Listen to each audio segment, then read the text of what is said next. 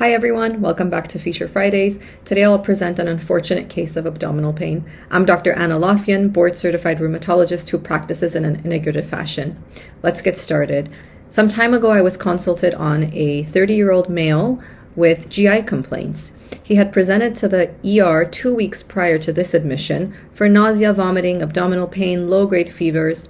He had a CAT scan done that showed some bowel wall thickening, and he was treated with IV fluids and IV antibiotics and sent home.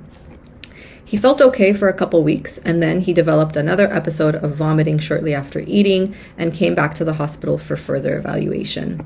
When I saw him, he complained about a 20 to 30 pound weight loss unintentionally, some fevers, joint pain, muscle pain.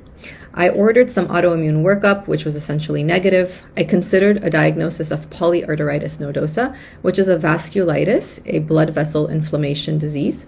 We did appropriate abdominal imaging of the blood vessels, and everything checked out okay from that end. I then considered a diagnosis of familial Mediterranean fever, given his Armenian ethnicity. The genetic testing does take some time to come back, but somewhere along the journey, the genetic testing was positive and he was placed on colchicine with complete resolution of these symptoms. He was then lost to follow-up and presented about 1 year later to the emergency room with similar GI complaints, but was unfortunately found to have renal failure. A renal biopsy, a kidney biopsy, was performed, and he actually had amyloidosis in the kidney, which is an unfortunate complication of untreated or poorly treated familial Mediterranean fever.